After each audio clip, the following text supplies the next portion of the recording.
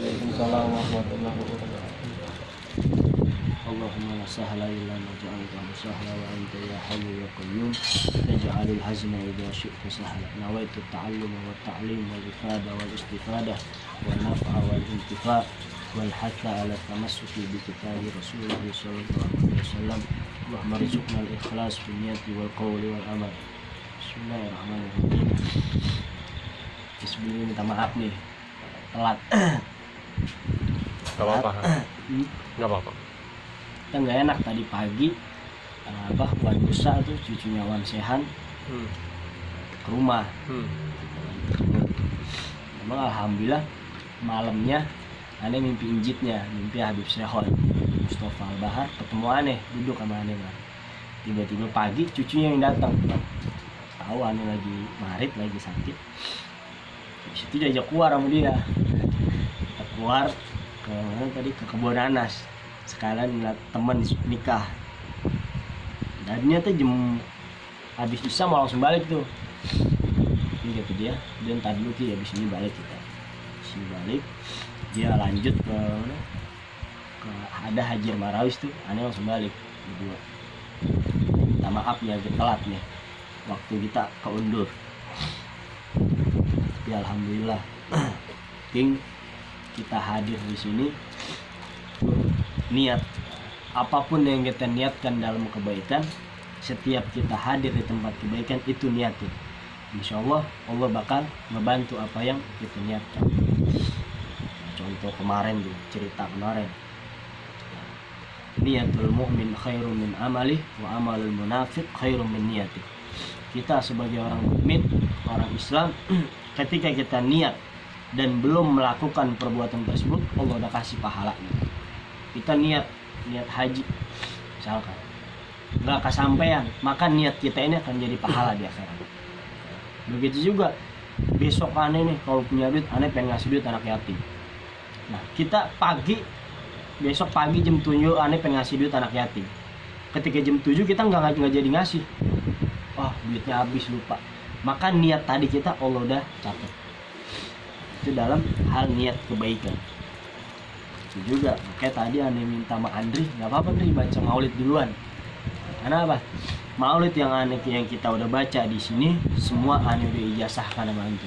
Aneh udah kasih apa? Ijazah. Ijazah kan kata ulama, laulas sanad laqalan nas man syaa ma syaa. Orang kalau ngamalin suatu amalan tanpa ijazah, maka dia akan seenaknya, akan asalnya aja gitu.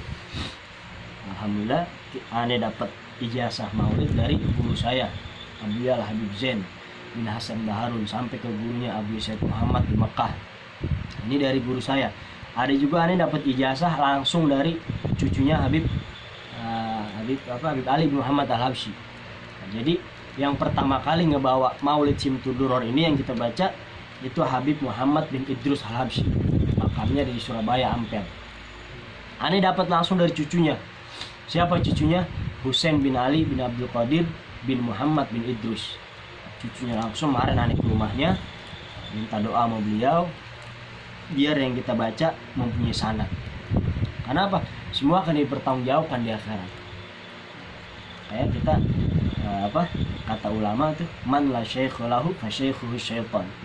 Orang yang dia belajar tanpa ada gurunya, maka gurunya adalah setan. Sekalipun dia belajar benar, ngelihat di YouTube misalkan atau di Google hukum apa misalkan, hukum sholat gerhana matahari apa gimana, atau tata caranya, itu semua ada di Google. Tapi ketika kita belajar tanpa guru yang membimbing kita, maka setan masuk tuh. Setan udah ngadal-ngadalin, udah dalam mungkin bener kali kalau begini caranya gitu. Makanya alhamdulillah semua yang kita baca ini mempunyai ijazah yang bersambung kepada Rasulullah SAW. Itu juga di Lebanon dulu kalau perayaan Maulid itu kalau di Indonesia pakai petasan. Ketika Mahalul Qiyam tadi berdiri Habib Ali bin Muhammad Al-Habsyi beliau mengatakan, tidaklah seseorang membaca Maulidku ketika dia Mahalul Qiyam, dia berdiri kecuali Rasulullah bakal hadir di situ. Tapi ada catatan, di dalam hati mereka yang hadir nggak ada kebencian, nggak ada kedengkian, nggak ada iri. Kalau hati kita bersih, kita baca maulid ketika mahalul qiyam, maka Rasulullah pasti hadir. Ini perkataan pengarang maulid. Beliau dulu di Libanon sering dibacakan maulid seperti ini. Ketika berdiri mahalul qiyam, mereka bukan pakai petasan, tapi pakai apa? Senapan tuh. Pakai tembak, pakai tembakan. Bom lotok ya enak banget. Iya, pakai tembakan. Serem amat. Di Libanon. Pakai pokoknya ketika berdiri, pas berdiri itu di Libanon pakai tembakan dia. Nah, ada satu anak kecil kan senang tuh. Darder nih anak kecil senang ngelihat pembacaan maulid ketika berdiri. Akhirnya ini anak kecil tanpa disadari itu peluru nyasar ke kepalanya. Sampai nanya anak kecil pendarahan, dibawa rumah sakit terbesar di Libanon. Pihak rumah sakit mengatakan, "Pak, saya mohon maaf, saya nggak bisa nih nanganin ini anak kecil. Kemungkinan besar ini anak bakal meninggal dunia." Akhirnya dibawa lagi ke rumah sakit Amerika. Nah, anak kecil ini orang kafir, orang Yahudi. Sampai dibawa ke Amerika, rumah sakit paling mahal, paling bagus. Dokter juga mengatakan seperti itu. "Bu, anak ibu kemungkinan bakal meninggal dunia karena mengalami pendarahan yang besar." Nah, akhirnya ibu maki-maki Rasulullah. "Ini gara-gara engkau wahai Muhammad. Gara-gara baca maulid engkau wahai Muhammad, anak saya jadi meninggal. Gara-gara baca sejarah engkau, maulid engkau, perkumpulan mereka orang Islam, ini anak saya jadi pendarahan seperti ini." Akhirnya ketika dokter keluar memvonis ibu yang sabar bahwasanya anak ibu bakal meninggal dunia. Akhirnya apa? Ketika ini ibu masuk ke dalam ruangan ICU tadi, ini anak lagi duduk dan ini anak menangis dalam keadaan sehat. Akhirnya anak dipeluk. Ibu katanya anak. Ditanya sama sang dokter tadi, "Ini apa yang menyebabkan?" Nah, ibu nanya kepada anaknya tadi, "Wahai anakku, kenapa engkau bisa sehat? Padahal dokter memvonismu bahwasanya kamu telah meninggal dunia." Sekarang apa? Katanya anak, "Tadi ada seorang datang kepadaku, mereka berwajah yang tampan, berwajah yang sangat indah, memakai pakaian yang indah. Beliau mengusap kepalaku, sehingga aku menjadi sehat kembali." Ini kita ambil hikmah dari sini apa? Ketika kita baca maulid Nabi, maka ketika itu Allah kabulkan hajat-hajat kita. Kayak tadi di akhir doa tadi, kita minta tuh, apapun yang kita minta. Kita mau minta jadi orang kaya yang dermawan, minta. Ya, minta nggak usah nanggung. Minta yang tinggi-tinggi udah. Kayaknya itu baru ya, yang kisah itu ya. Hah? Baru belum lama ya. Kisah ini. Iya. Kisah ini aneh dapat dari guru. Iya, Belum pernah dengar. belum tersebar emang. Nah, ini berkat maulid Nabi besar Muhammad sallallahu alaihi wasallam.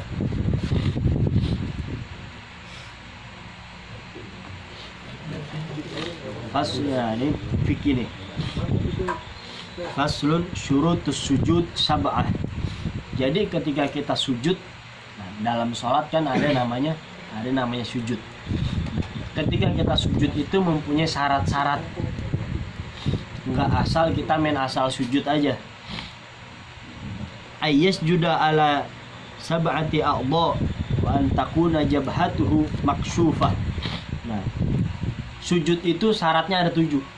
Kita sholat nih, ketika kita sujud, kepala kita di bawah tuh, itu ada 7 syaratnya.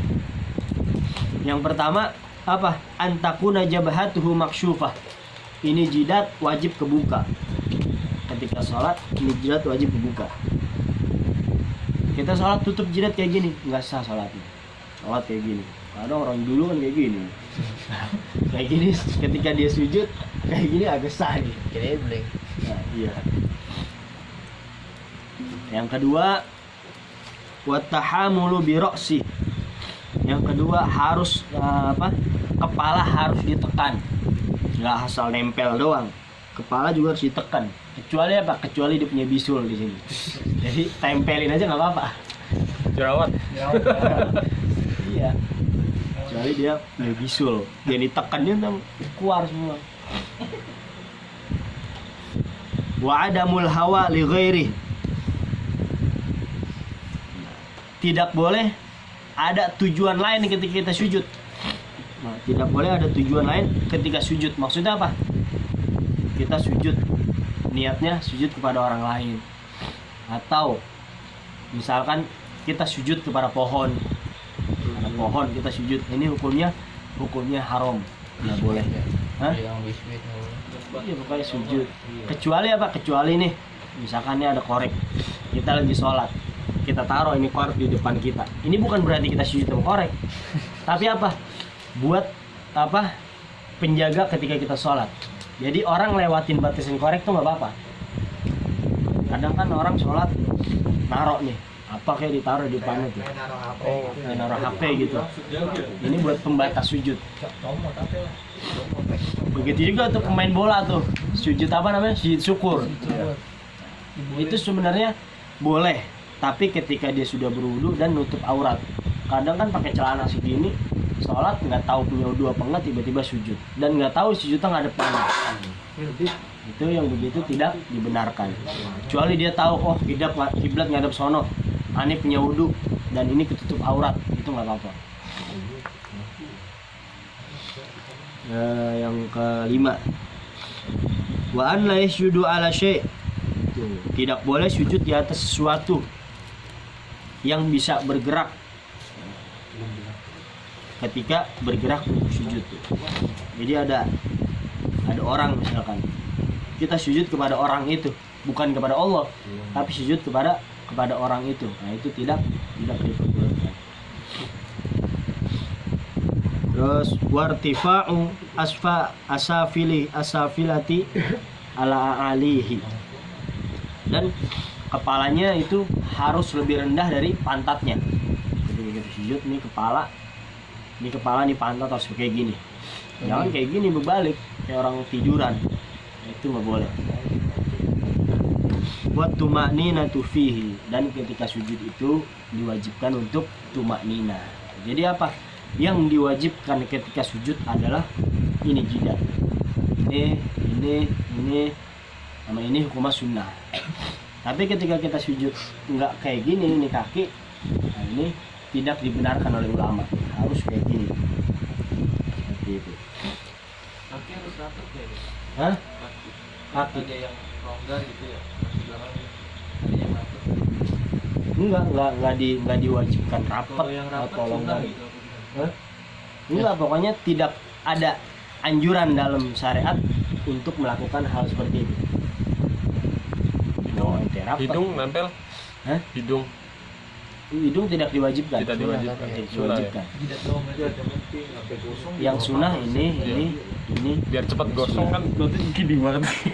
Agak digosong sama batu. Boyot. Itu sunnah. Nanya nih. Nanya kan? Nanya mulu. Salah sujud nih.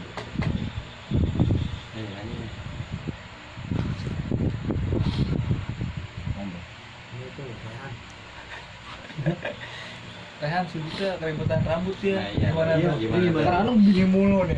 Kagak Buset. Topi jatuh nih. Langsung diginiin sama dia. Saking panjangan itu rambutnya. Kuncir ya, makanya nggak sholat ya. Enggak, nyindir gua dong. Nah ini nih kuncir tuh. Peci ada ketinggalan, peci lagi. Tapi kalau sholat rambut dikuncir nggak apa-apa itu. Nggak apa-apa. Katanya boleh. Tapi kan Kata siapa? katanya ada yang nggak dibolehkan. Aneh masalah kunci rambut, aneh dapat dua pendapat. Ada yang mengatakan itu nggak boleh, ada yang mengatakan boleh. Gitu. Kalau ulama yang satu mengatakan apa? Man tasyabbaha biqaumin fahuwa minhum. Nah, jadi seolah-olah orang berarti kuncir ngikutin perempuan. Jadi nggak boleh seseorang itu ngikutin. Ini pendapat yang ini dan pendapat yang membolehkan. Aneh tanya guru anak itu katanya bilang boleh. Selagi tingkah laku dia nggak ngikutin. Begitu juga ada anak kecil nih, orang bayi baru lahir punya 2 kelamin. Ini kita gimana ngehukuminya nih? Iya. Ya kan?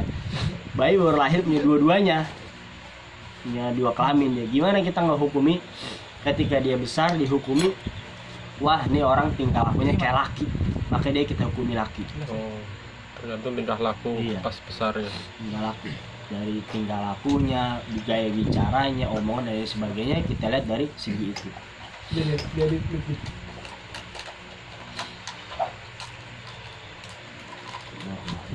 Bisa. Ya, dia duduk. La ilaha illa anta, astaghfiruka wa atubu ilaik.